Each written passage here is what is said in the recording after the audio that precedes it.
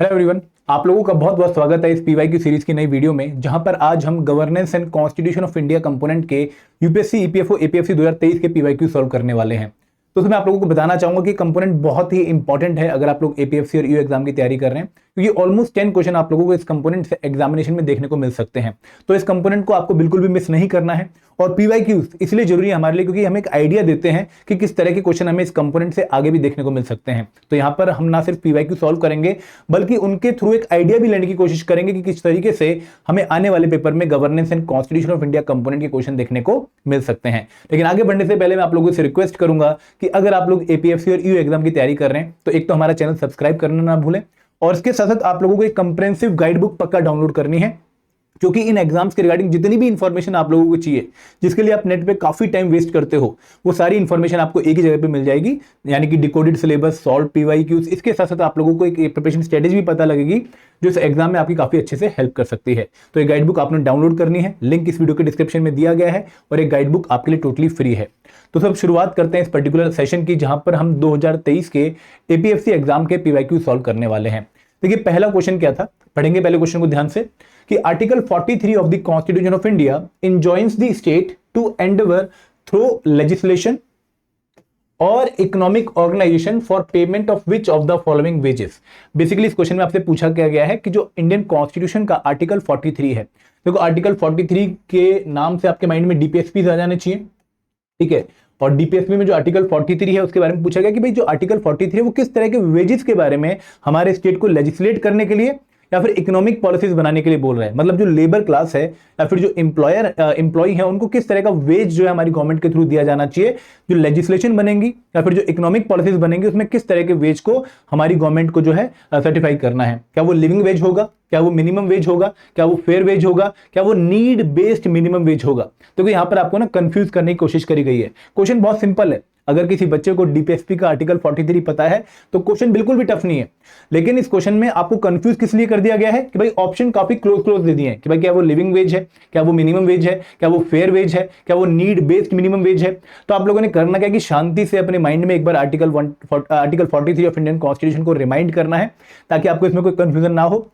Article 43 of Indian constitution, अगर आप उसका सोशलिस्टिक वाला पार्ट देखें, वो टिंज जो कि लेबर क्लास से डील करती है, अगर वो वाला पार्ट आप देखें तो वहां पर क्या बोला गया है कि भाई स्टेट शैल प्रोवाइड, ठीक है, a minimum living wage. A living wage बोला गया है to secure a living wage, minimum भी नहीं बोला गया, to secure a living wage, a decent standard of life and to provide social and cultural opportunities to all worker. अगर आप इसका सोशलिस्टिक वाला पार्ट देखेंगे तो वहां पर क्या बोला गया है कि state to secure a living wage, वहां पर लिविंग वेज क्लियरली लिखा गया है आर्टिकल 43 में।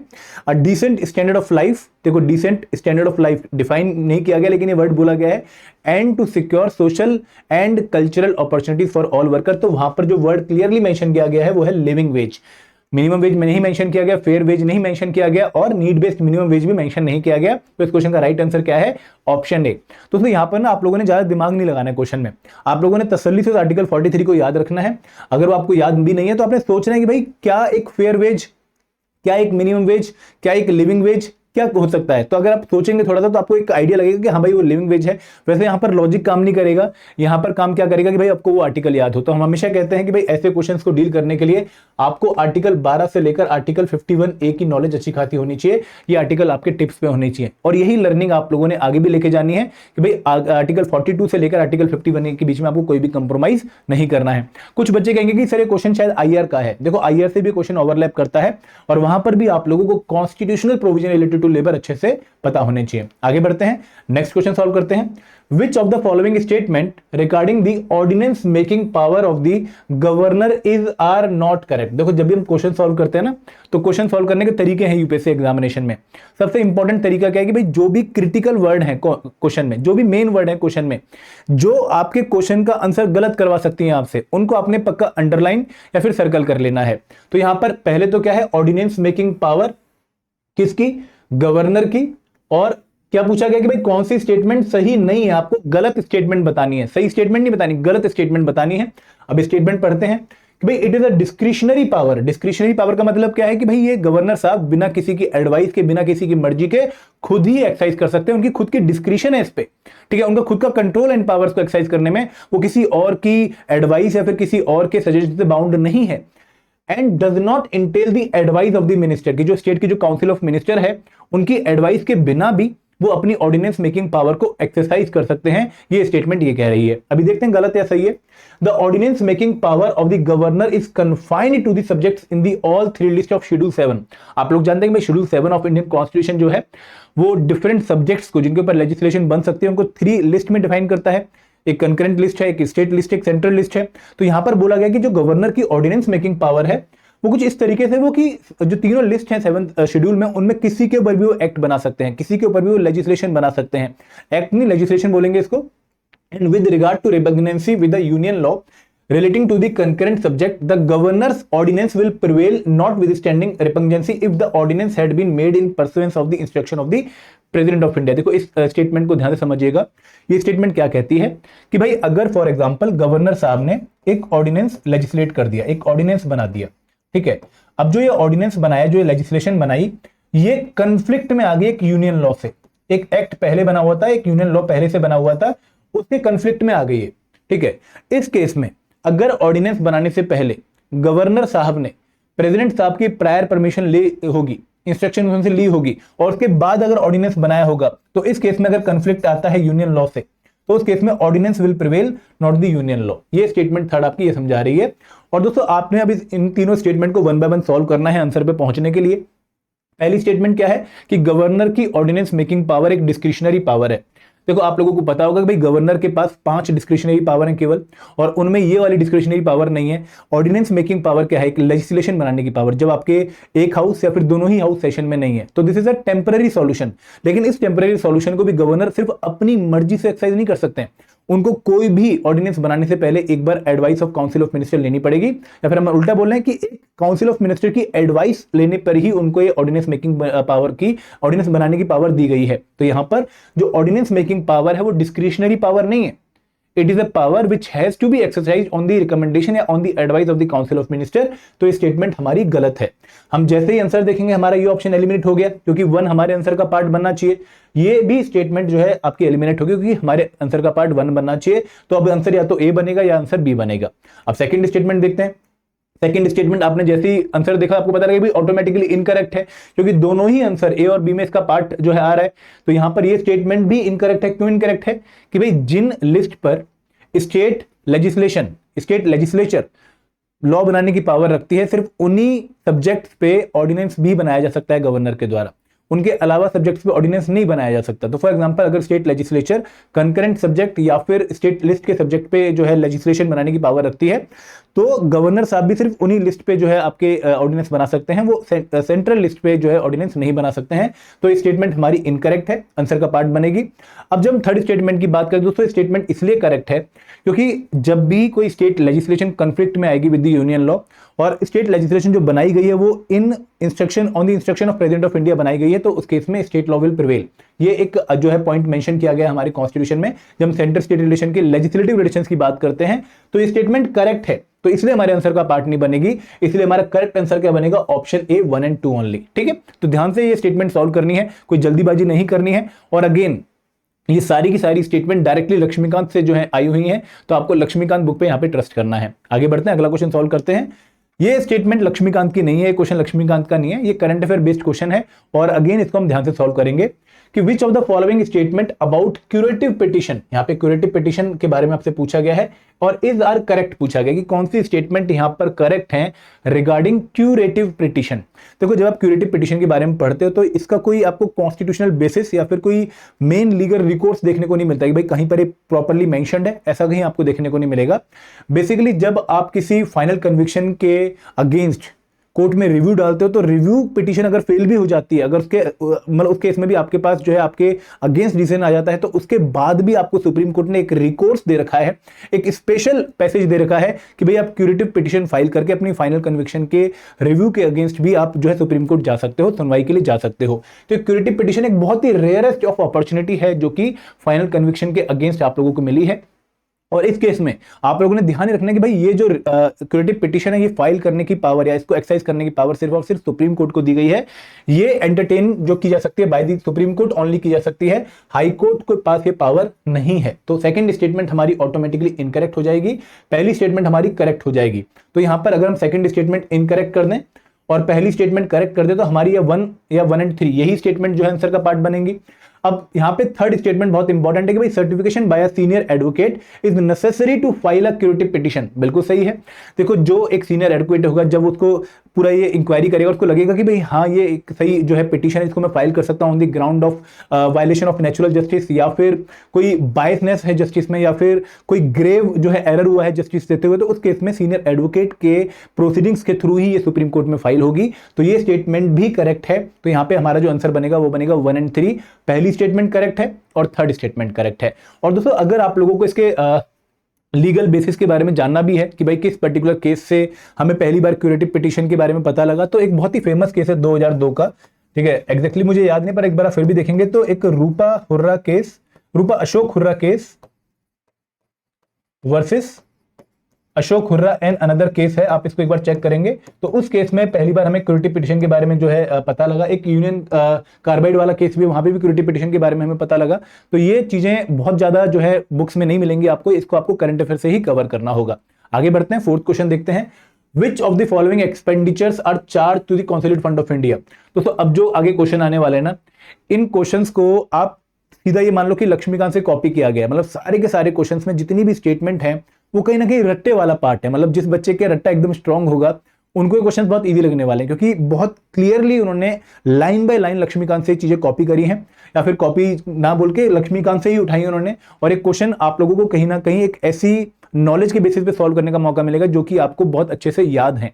तो यहां पर जैसे क्वेश्चन है कि which of the following expenditures are charge to the consolidated fund of India, तो यहां पर आपको बेसिकली क्या पूछा गया है कि जब हम बजट पास करवाते हैं तो दो तरह के एक्सपेंडिचर होते हैं। एक होते हैं the expenditure charged from the Parliament of India and expenditure votable by the Charge of India और made on the Consolidated Fund of India। दो तरह के एक्सपेंडिचर है। पहला क्या है, which is charged on the Consolidated Fund of India, और दूसरा क्या है, which is made on the Consolidated Fund of India। जो हमारा मेन फंड है उस पे या तो चार्ज है या मेड है। अब इनमें फर्क क्या है, देखिए अगर चार्ज एक्सपेंडिचर है तो उसके ऊपर पार्लियामेंट में वोटिंग नहीं होगी, इनको पास कराने के लिए कोई वोटिंग नहीं होती है। हाँ इनके ऊपर डिस्कशन हो सकता है लेकिन कोई वोटिंग नहीं होगी और ये सच पास हो जाते हैं, ठीक है। लेकिन अगर मैं बात करूं made on consolidated fund of India, उस केस में क्या होगा कि भाई आप लोगों को जो एक्सपेंडिचर है वो वोटिंग के थ्रू ही पास करवाना पड़ेगा और तभी वो आपके पास ग्रांट वगैरह आएगी। ये आप लोगों को पॉइंट बहुत क्लियर होना चाहिए। तो कौन से ऐसे एक्सपेंडिचर है जिनके ऊपर पार्लियामेंट में वोटिंग नहीं होती, सिर्फ डिस्कशन होती है।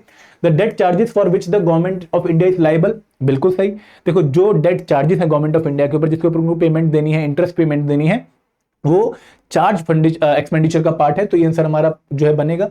The emoluments of and allowances of the president and other expenditure relating to either office, कि भाई जितना भी प्रेसिडेंट साहब का खर्चा है उनके जो एमोलुमेंट है वो भी चार्ज एक्सपेंडिचर का पार्ट बनेंगे, बिल्कुल सही स्टेटमेंट है। The salary allowances and pensions payable to और इन रिस्पेक्ट ऑफ जजेस of the supreme court, supreme court का जितना भी खर्चा है, सुप्रीम कोर्ट के जो है जजेस की जितनी भी पेंशन वगैरह है वो सारा चार्ज एक्सपेंडिचर है, बिल्कुल सही स्टेटमेंट है। The salary and allowances of the chairman and deputy chairman of the Rajya Sabha, बिल्कुल सही दोस्तों। जो हमारे मेन ऑफिसेज हैं पार्लियामेंट ऑफ इंडिया के, जैसे स्पीकर हो गए, डिप्टी स्पीकर हो गए, चेयरमैन हो गए, डिप्टी चेयरमैन हो गए, वाइस प्रेसिडेंट की सैलरी यहाँ पर कहीं ना कहीं इंक्लूड हो गई, वो सारी हमारी चार्ज एक्सपेंडिचर का पार्ट है। उसके ऊपर वोटिंग पार्लियामेंट में नहीं होती है। इसके अलावा भी बहुत सारे एक्सपेंडिचर और हैं जहां पर वोटिंग नहीं होती है। तो उस केस में आपको सारे के सारे एक्सपेंडिचर जो है चार्ज एक्सपेंडिचर देखने को मिलेंगे। इस क्वेश्चन में टफ नहीं था ये क्वेश्चन, आपको थोड़ा सा बस हल्का सा याद होना चाहिए, चीजों को याद करना चाहिए था, आपके लिए डिफिकल्ट नहीं था ये क्वेश्चन। तो ये ऑप्शन है बी। और कौन से चैप्टर का पार्ट है, पार्लियामेंट वाले चैप्टर का क्वेश्चन है जो कि हमारे बजट एक्सपेंडिचर से रिलेट करता है।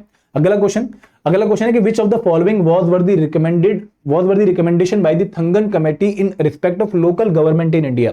देखिए अगर हम अपने देश में पंचायती राज इंस्टीट्यूशंस की बात करें तो आजादी के बाद बहुत सारी कमेटीज हमें देखने को मिली जिन्होंने पीआरआई के रिगार्डिंग बहुत सारी रिकमेंडेशन दी। जहां पे शुरुआत होती है बलवंत राय मेहता कमेटी 1952 से, उसके बाद हमें अशोक मेहता कमेटी दिखती है, फिर हमें जीवीके राव कमेटी दिखती है, फिर हमें एलएम सिगवी कमेटी दिखती है, फिर 1988 में सेंट्रल गवर्नमेंट के द्वारा पीके थंगन कमेटी बनाई जाती है और पीके थंगन कमेटी भी कहीं ना कहीं जो एलएम सिंघवी की रिकमेंडेशन है उन्हीं को आगे पास करते हुए बताते हैं कि भाई हमें अपने जो लोकल सेल्फ गवर्नमेंट है रूरल एरियाज में पंचायती राज इंस्टीट्यूशन उनको कॉन्स्टिट्यूशनल स्टेटस दे देना चाहिए, प्लस उनकी जो टर्म है 5 ईयर की कर देनी चाहिए, प्लस पॉपुलेशन के बेसिस के हिसाब से हमें रिजर्वेशन दे देना चाहिए डिफरेंट कैटेगरीज को, वुमेन को भी रिजर्वेशन दे देना चाहिए। तो इनकी बहुत सारी रिकमेंडेशन थी, उनकी रिकमेंडेशन के रिगार्डिंग आपसे क्वेश्चन पूछा कि भाई इनमें से कौन सी उनकी रिकमेंडेशन थी।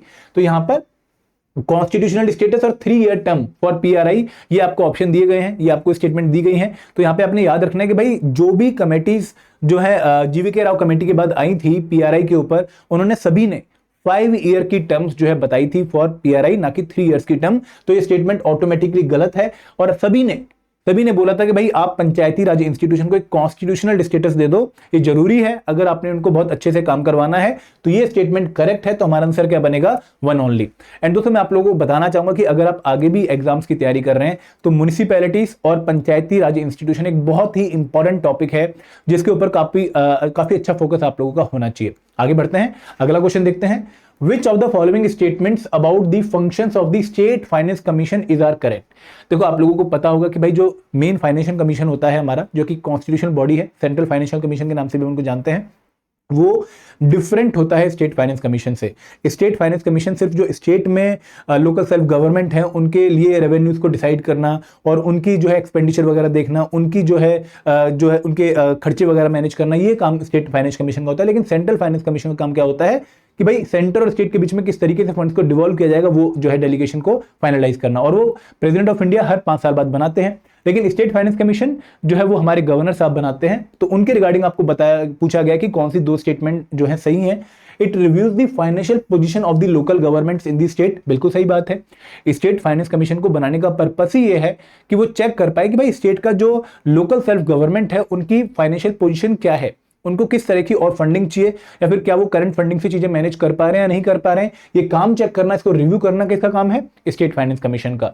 It reviews the distribution of revenue between rural and urban local government, ये भी बिल्कुल सही है कि भाई चेक करना कि भाई रूरल एरिया को कितनी ग्रांट जाएगी और अर्बन एरिया को कितना फंड जाएगा, और क्या वो फंड सही बेसिस पे डिवाइड हो रहा है, उसको रिव्यू करने का काम भी किसका है, स्टेट फाइनेंस कमीशन का। तो यहां पर दोनों ही स्टेटमेंट हमारी एकदम करेक्ट है। क्वेश्चन टफ नहीं है, अगर आप थोड़ा सा लॉजिक भी लगाएं और अगर आपने पढ़ा हुआ फिर तो बिल्कुल ही आपको टफ नहीं लगने वाला है। अगला क्वेश्चन, एंड दोस्तों ये क्वेश्चन थोड़ा ट्रिकी था, ये क्वेश्चन अगेन लक्ष्मीकांत का नहीं है, ये आपको करंट अफेयर बेसिस पे क्वेश्चन देखने को मिला है। And this question is regarding department of economic affair. देखो यहाँ पे मैं आपको बोलना चाहूंगा कि जो डिपार्टमेंट ऑफ फाइनेंशियल अफेयर है, ठीक है, या डिपार्टमेंट ऑफ फाइनेंस हम कह लेते हैं उसको, और हमारा जो डिपार्टमेंट ऑफ इकोनॉमिक अफेयर है, या फिर पीएमओ हो गया, कैबिनेट सेक्रेटरी हो गए, ये एक इंपॉर्टेंट ऑफिसेज हैं, इंपॉर्टेंट पोस्ट, इनके रिगार्डिंग एग्जाम में क्वेश्चन पूछे भी गए हैं पास में यूपीएससी प्रीलिम्स में, और इस एग्जाम में भी आगे पूछे जा सकते हैं। तो आपको इन कॉन्स्टिट्यूशनल पोस्ट को काफी अच्छे से कवर कर लेना है। तो यहां पे क्या पूछा गया है कि the department of economic affair is the nodal agency of the government of India to formulate and monitor the country's economic policies, बिल्कुल सही बात है। देखो डिपार्टमेंट ऑफ इकोनॉमिक अफेयर, अगर आप नाम से इसको समझें तो हमारे देश की जो मैक्रो इकोनॉमिक पॉलिसीज हैं उनको फॉर्मुलेट करने में, उनको रिव्यू करने में इसका बहुत बड़ा रोल है, ये काम यही करता है। And that have a bearing on the domestic and international aspect of economic management, बिल्कुल सही बात है कि अगर हमने मान लो फॉरेन से कोई हमें फंड उठाना है, उसको मैनेज करना है, तो अगेन वो काम कौन करता है, डिपार्टमेंट ऑफ इकोनॉमिक अफेयर करता है। तो पहली स्टेटमेंट एग्जैक्टली करेक्ट है और आपसे करेक्ट स्टेटमेंट ही पूछी गई है। The principal responsibility of the Department of Economic Affairs is the preparation and presentation of the union budget। देखो यूनियन बजट इस टाइम पर जो है रेलवे बजट को इंक्लूड करता है, तो उसको जो है बनाने का काम, उसकी फॉर्मुलेशन काम कौन करता है, वो हमारा डिपार्टमेंट ऑफ इकोनॉमिक अफेयर करेगा। और यहाँ पे आपने याद रखना है कि जिन स्टेट्स में प्रेजेंट रूल है उनका बजट भी कौन बनाने में हेल्प करता है, डिपार्टमेंट ऑफ इकोनॉमिक अफेयर। तो यहाँ पर अगेन दोनों ही स्टेटमेंट करेक्ट हैं और ये क्वेश्चन जो है वो आपका करंट अफेयर बेस्ड क्वेश्चन था। अब आते हैं 8th क्वेश्चन पे। दोस्तों ये क्वेश्चन मैं कहूंगा कि भाई अब प्रॉपर लक्ष्मीकांत में जब डिस्ट्रिक्ट प्लानिंग कमेटी पढ़ोगे या फिर मेट्रोपॉलिटन प्लानिंग कमेटी पढ़ोगे तो आपको एग्जैक्टली वर्ड बाय वर्ड ये लाइन देखने को मिलेंगी। तो लक्ष्मीकांत से इस पेपर में 9 में से 7 क्वेश्चन डायरेक्टली पूछे गए हैं, आप लोग इस बुक पे ट्रस्ट कर सकते हो। क्वेश्चन क्या पूछा गया है कि जो डिस्ट्रिक्ट प्लानिंग कमेटी होती है, हम जब म्युनिसिपैलिटीज वाला टॉपिक पढ़ते हैं तो वहां पर डिस्ट्रिक्ट प्लानिंग कमेटी आती है। इसका काम क्या होता है, ड्राफ्ट डेवलपमेंट प्लान बनाना, और इसकी जो कंपोजिशन होती है, इसकी जो मैनर ऑफ इलेक्शन है मेंबर्स के या फिर चेयरपर्सन के, या फिर कितने सेंट्रल गवर्नमेंट के इसमें जो है एमपी एमएलए रहेंगे स्टेट गवर्नमेंट के, वो सारे डिसाइड करना स्टेट जो लेजिस्लेचर का काम होता है। सिमिलरली मेट्रोपॉलिटन कमेटी के रिगार्डिंग भी यही जो पावर्स हैं कि भाई कौन इसका मेंबर बनेगा मेट्रोपॉलिटन प्लानिंग कमेटी का, कंपोजिशन क्या होगी, प्लस इसके इलेक्शन कैसे होंगे, इसमें चेयरपर्सन के इलेक्शन कैसे होंगे, इनमें जो है कौन से एमपी कौन से एमएलए को इंक्लूड किया जाएगा, कैसे इंक्लूड किया जाएगा, सारी जो बातें स्टेट लेजिस्लेचर बनाता है। लेकिन कुछ पॉइंट फिक्स कर दिए गए हैं कि भाई इनकी कंपोजिशन में ये पॉइंट आपने पक्का ध्यान में रखना है। तो उन्हीं पॉइंट के रिगार्डिंग आपसे क्वेश्चन पूछा गया है कि जो डिस्ट्रिक्ट प्लानिंग कमेटी है यहां पर एटलीस्ट 4/5 80% ऑफ द मेंबर जो हैं shall be elected by the elected member of the district level panchayat and the municipalities in district from amongst themselves, कि भाई जो डिस्ट्रिक्ट प्लानिंग कमेटी है इनके 80% लोग जो हैं वो इलेक्टेड होने चाहिए। किनके द्वारा? जो इलेक्टेड मेंबर हैं डिस्ट्रिक्ट जो लेवल पे पंचायत के और म्युनिसिपैलिटीज के जो डिस्ट्रिक्ट में है। Their proportion would be in accordance with the population, जो पॉपुलेशन है अर्बन टू रूरल उनका जो रेशियो है उसी बेसिस पे आप लोगों को जो इलेक्टेड मेंबर हैं वो रखने हैं और उनके द्वारा ही elected member of district planning committee लगभग 80% इलेक्ट किए जाने चाहिए। ये स्टेटमेंट एग्जैक्टली करेक्ट है और आप लोगों से करेक्ट स्टेटमेंट ही पूछी गई थी। सिमिलरली मेट्रोपॉलिटन प्लानिंग कमेटी जिसका काम अगेन ड्राफ्ट जो है डेवलपमेंट प्लान बनाना होता है फॉर द मेट्रोपॉलिटन एरिया, इसकी भी जो एटलीस्ट 2/3 कंपोजिशन है वो कैसे होगी?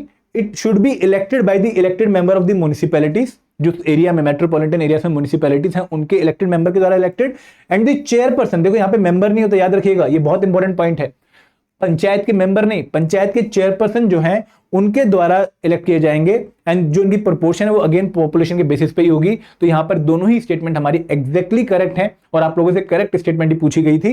तो इस क्वेश्चन का आंसर क्या बनेगा? इस क्वेश्चन का आंसर बनेगा option C, both 1 and 2 are correct. ठीक है, तो ये हमारा जो था पॉलिटी का governance and constitution of India वाला जो पोर्शन था उसके पीवाईक्यू से एपीएफसी 2023 में अच्छे क्वेश्चन थे, टफ नहीं बोलूंगा। जिस बच्चे ने लक्ष्मीकांत पढ़ी हुई थी या जिस बच्चे ने अच्छे से पॉलिटी पढ़ी हुई थी उनके लिए बहुत इजी थे। 9 में से 7 क्वेश्चन सॉल्व कर सकता था वो इजीली।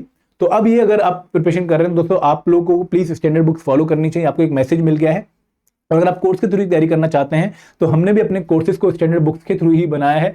हमारे 3 कोर्सेज आप लोगों के लिए हैं, जहां पे पहला है मास्टर कोर्स, जहां पर आपको रिकॉर्डेड वीडियोस और लाइव क्लासेस दोनों मिल रही हैं। इसके साथ साथ आप लोगों को कंसेप्ट नोट्स, आपको चैप्टर वाइज क्विज और आप लोगों को फुल लेंथ मॉक्स और वीकली मेंटर टॉक मिल रहा है। और सेकंड कोर्स है स्पेशल सब्जेक्ट कोर्स, जो कि यूपीएससी वाले बच्चों के लिए है जिनमें जीएस एंड क्यूआरई उन्होंने ऑलरेडी प्रिपेयर कर लिया है, लेकिन स्पेशल कंपोनेंट वो प्रिपेयर करना चाहते हैं, accountancy, auditing, iron, labour law, social security. और तीसरा कोर्स है टेस्ट सीरीज, उन बच्चों के लिए जिन्होंने एक बार पूरी प्रिपरेशन कंप्लीट कर ली है और अब सिर्फ रिवीजन और प्रैक्टिस करना चाहते हैं। इन कोर्सेज पे हमारे अट्रैक्टिव डिस्काउंट भी चल रहे हैं, आप लोग इनको चेक कर सकते हैं, लिंक इस वीडियो के डिस्क्रिप्शन में दिया गया है। तो this was regarding the APFC 2023 paper. I hope आपको मजा आया होगा, डाउट्स आपके क्लियर हुए होंगे और आपको क्लैरिटी मिली होगी कि भाई किस तरीके से आगे एग्जाम को अप्रोच करना है। Thank you very much. जय हिंद, जय भारत।